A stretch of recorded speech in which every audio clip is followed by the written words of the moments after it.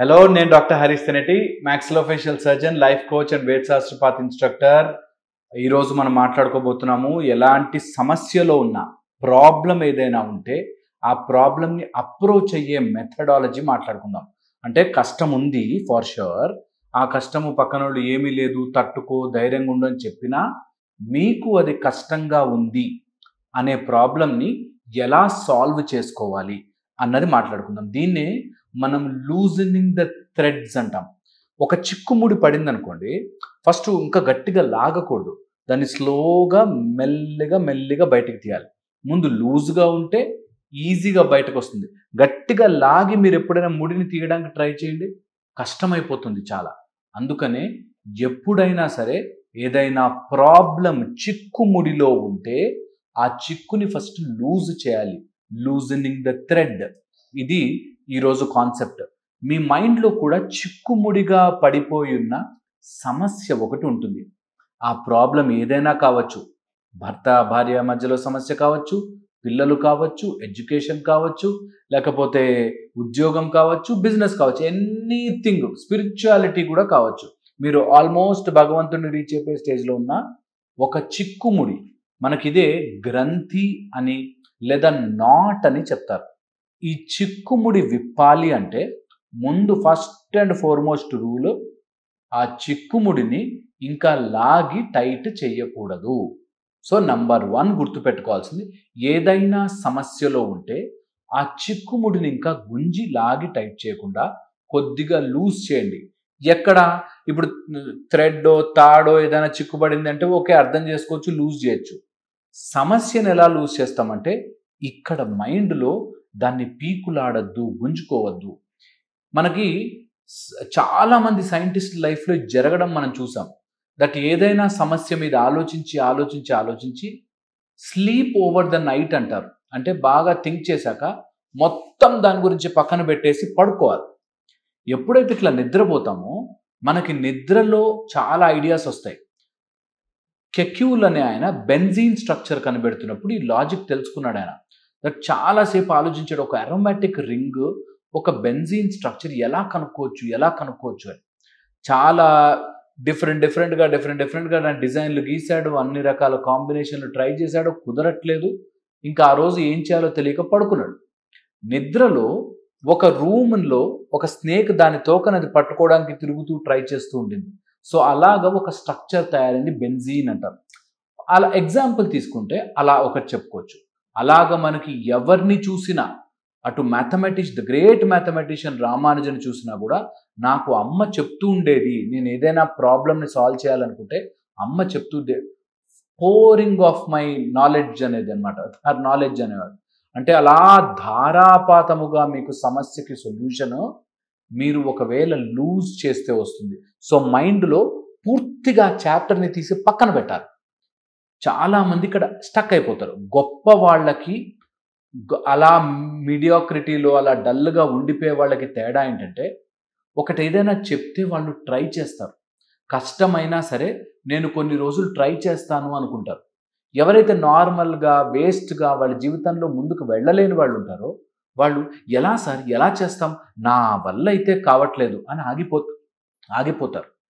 మీరు మీ జీవితంలో ముందుకు వెళ్ళాలి అనుకుంటే ఫస్ట్ థింగ్ ఇది ట్రై చేయండి. దట్ కొన్ని రోజులు నా సమస్యని నేను మైండ్లో గుంజి లాగి టైట్గా మార్చను. ఇది బాగా గుర్తుపెట్టుకోవాలి. సో ఫస్ట్ పాయింట్, దాన్ని ఒకే ఆలోచించి సాల్వ్ చెయ్యలేరు. ఒకే ప్యాటర్న్లో ఉంటే సాల్వ్ చెయ్యలేరు. ఇది ఎంత నిజం అంటే మన బ్రెయిన్ ఎంత తెలివిగా పనిచేస్తుందంటే, ఏదైనా ఒక ప్యాటర్న్ తయారైతే అందులోకే వెళ్ళిపోతుంది. మీరు ఎప్పుడైనా సూదిలో దారం ఎక్కించే ప్రయత్నం చేయండి, ఓకే, ఒకసారి మిస్ అయిపోయాక మీకు కాన్స్టెంట్గా అటే మిస్ అయిపోతూ ఉంటుంది అనమాట. మళ్ళీ దాన్ని ఒకసారి వెట్ చేసుకుని మళ్ళీ దాన్ని టిప్ కట్ చేసి మళ్ళీ ఒకసారి వెయిట్ చేసి అప్పుడు ఎక్కిస్తే ఎక్కుతుంది. సో మైండ్ ఒక ప్యాటర్న్లోకి వెళ్ళిపోయే అలవాటు ఉంటుంది. కాబట్టి మీకు తెలియకుండానే మీరు సమస్య మీద మళ్ళీ ఆలోచించి ఆ సమస్యకి అంతేనేమో సొల్యూషన్ అనుకుంటారు. ఇలా అనుకోవడం వల్ల మీకు ఎప్పటికీ సొల్యూషన్కి ఆర్ సమాధానము కావాల్సిన డోర్ ఓపెన్ అవ్వదు. ఒక ఆయన వాళ్ళ బాబుకి some kind of drug addiction అయింది. ఆ డ్రగ్ ఎడిక్షన్ మాన్చడానికి ఇంకా రేపొద్దునే మానిపోవాలన్నట్టుగా రకరకాల ప్రయత్నాలన్నమాట. ఏమైపోతుంది? ఏమైపోతుంది? మావాడేమైపోతాడు? మొత్తం తండ్రికుండే యాంగ్జైటీ ఉంటుంది ఖచ్చితంగా. కానీ అలాంటప్పుడే మనం ఒక్క క్షణం ఆగి, నేను దీన్ని లాగడం వల్ల టైట్ అవుతుంది కానీ, మన లాజిక్ ప్రకారం లూజ్ చేసుకోవాలి కదా! అందుకని లూజ్‌గా చేస్తే ముడి విప్పడం ఈజీ కదా! అన్నది గుర్తుపెట్టుకోవాలి. సో, ఒక్కసారి బ్రీత్ ఇన్, బ్రీత్ అవుట్ చేసుకొని, ఒక్కసారి రిలాక్స్ అయ్యి, సరే ఈరోజు కాకపోతే రేపు తీరుతుంది ఖచ్చితంగా అనే ఒక ధైర్యం తెచ్చుకోవాలి. చాలామంది మా దగ్గరకు ఫోన్ చేసే లేడీస్ కానీ, కొంతమంది ఫ్యామిలీలో ట్రబుల్స్ అయ్యేవాళ్ళు కానీ, వాళ్ళు ఏంటంటే, ఇంకెప్పుడు తీరుతుందండి? ఇంకెప్పుడు తీరుతుంది? ఈ సమస్య ఎప్పుడు తీరుతుందండి? ఎప్పుడు తీరుతుందండి? 10 ఏళ్ల నుంచి ఆలోచించి నేను విసిగిపోయానండి అంటారు. So, very important. నువ్వు ఎంత ఆలోచిస్తూ గుంజుతున్నావో అంతకంత టైట్ అయిపోయిందది. కొన్ని రోజులు రిలాక్స్ చేయండి. ఇది నేను ఏది కూడా ఊరికే చెప్పట్లేదు మీకు. దీని వెనకాల లాట్ ఆఫ్ సైంటిఫిక్ లాజిక్ ఉంది. ఓకే? ఏదైనా సరే మన జీవితంలో పదే జరిగితే మీరు కావాలంటే గమనించి చూడండి, అది ట్రాక్ లాగా, పార్ట్ లాగా మారిపోతుంది. అంటే మీరు రోజు ఒక గోడకి ఇలా గీత పెడుతూ వెళ్ళండి. ఒక పెన్సిల్, స్పూన్ అలా తీసుకుని రోజు ఇలా స్లోగా అక్కడ ఒక దారి తయారైపోతుంది. అలాగా మన మైండ్లో గ్రూవ్స్ ఫామ్ అయిపోతాయి. అలా మన మైండ్లో ఒక మెథడాలజీ ఫామ్ అయిపోతుంది. ఇంకా అందులోంచి బయటపడడం చాలా కష్టమైపోతుంది. అందుకని ఒకటే ఆలోచిస్తూ ఉంటే ఆపండి. ఎందుకంటే మనం ఏదైతే ఆలోచిస్తున్నామో that will leave a scar.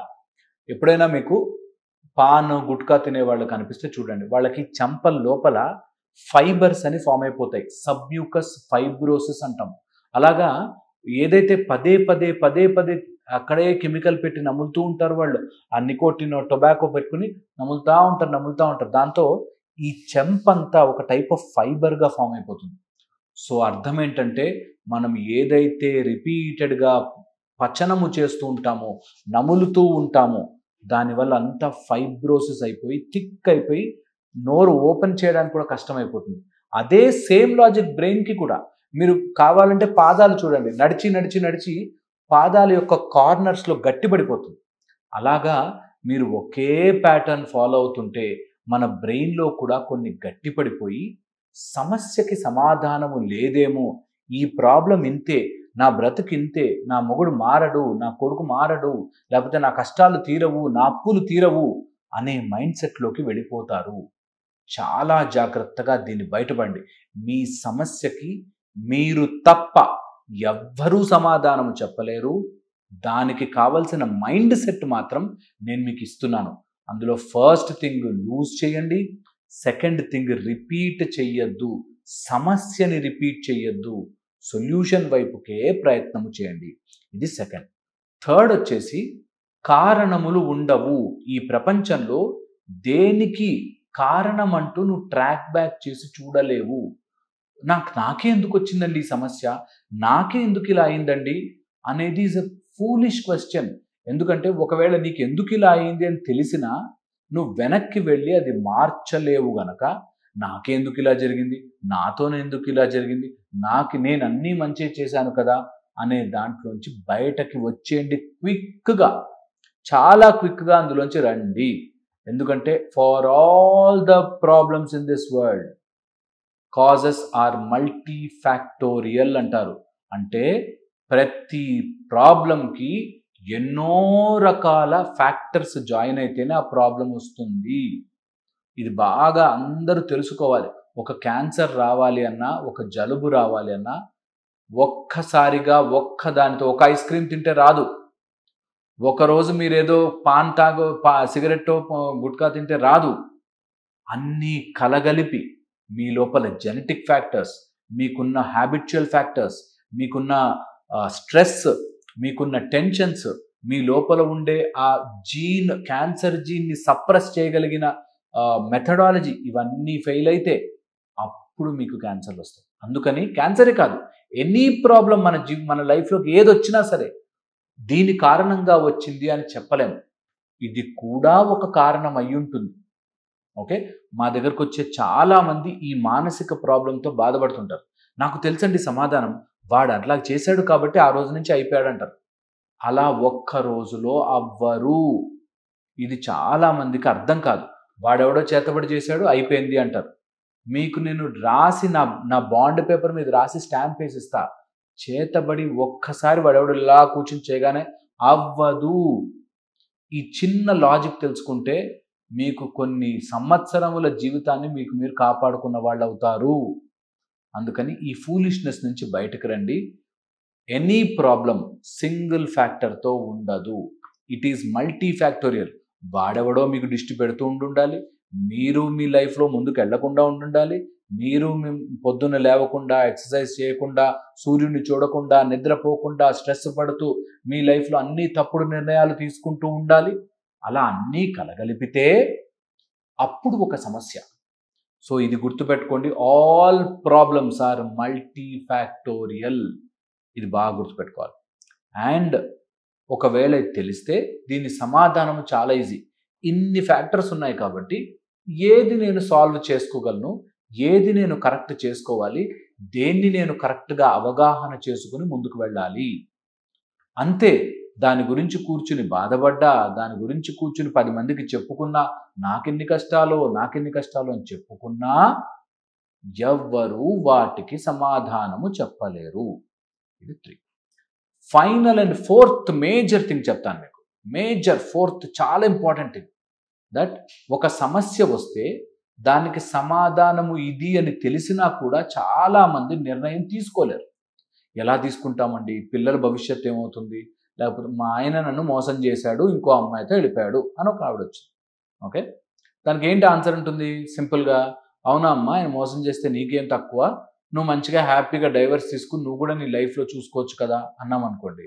అంటే అలా చేస్తే ఆయనకి ఎక్కువ ఫ్రీడమ్ వచ్చేస్తుంది కదండి, మాకు పిల్లలు లేరు సరిపోయింది, పిల్లలు ఉండుంటే. ఇలాగా సమస్య లేని దానికి ఆయననేదో మనం ఆలోచించుకుని ఆయన బాగుపడిపోతాడేమో అని క్రియేట్ చేసుకుంటాం. అలా ఎగ్జాంపుల్గా చెప్పానా? మీరు ఏదైనా ఆలోచించండి, అట్లా ర్యాండమ్గా. అన్నిటికీ మనము ఆన్సర్ తెలుసు కానీ చెయ్యాలంటే భయపడతాం. తెలుసు కానీ ఆచరించాలంటే ఓపిక రాదు. తెలుసు కానీ ఎందుకో బద్దకించి ఆ ప్రాబ్లంలోనే కూర్చుంటాం. ఇది దేనికైనా తీసుకోండి. మీ జీవితంలో ఎవరో ఏదో అనుకుంటున్నారు అని అనుకోండి, ఏమనుకుంటారో వాడిని పిలిచి అడుగురా అన్నాం అనుకోండి, అలా పిలిస్తే బాగుండదు కదా సార్, అలా మనం వాళ్ళతో ఆడకూడదు కదా సార్, ఈ టైప్లో సమస్యకి సొల్యూషను తెలుసు, అయినా కూడా మనము ఆచరించడానికి వెనకబడతాం. సమస్యలో ఇది మేజర్ కాంపొనెంట్. దట్ ప్రాబ్లంకి ఆన్సర్ తెలుసు కానీ ఎందుకో నేను చెయ్యలేకపోతున్నాను. ఆ నేను చెయ్యలేకపోతున్నానని దాన్ని తీసి పక్కన పెట్టి చెయ్యండి, సమాధానం మీకు దొరికి తీరుతుంది. So for every problem this is one best approach. ఇది వీడియోని మళ్ళీ చూసి నోట్స్ రాసుకుని దీన్ని మీరు ఒక టైప్ ఆఫ్ మెథడాలజీలో ఫాలో అవ్వండి. ఒక చిన్న ప్రాబ్లమ్స్, 4 ప్రాబ్లమ్స్, 5 ప్రాబ్లమ్స్కి సొల్యూషన్ స్టార్ట్ చేయండి. దెన్ ఆటోమేటిక్గా మీకు తెలుస్తుంది. అన్నెసరీ చిక్కుముడిని గుంజుకుని పెద్దది చేసుకున్నా సింపుల్గా ఇప్పేయచ్చు, సింపుల్గా లూజ్ చేసి సింపుల్గా తీసేయచ్చు. నేను ఆలోచనని కరెక్ట్గా పెట్టుకుంటే అని మీకు తెలుస్తుంది.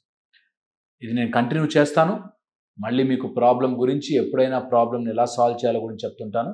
మీకు శ్రీ సూర్య త్రిచక్ర సాధన అని మన మెడిటేషన్ క్లాస్ కూడా ఉంది. ఎప్పుడైనా వీలు కుదిరితే సరదాగా జాయిన్ అవ్వండి. అండ్ పొద్దునే మార్నింగే ఉంటుంది కాబట్టి మీకు షెడ్యూల్ ఏం డిస్టర్బ్ కాకుండా ఆన్లైన్ క్లాస్ కూడా మనం చేసుకోవచ్చు.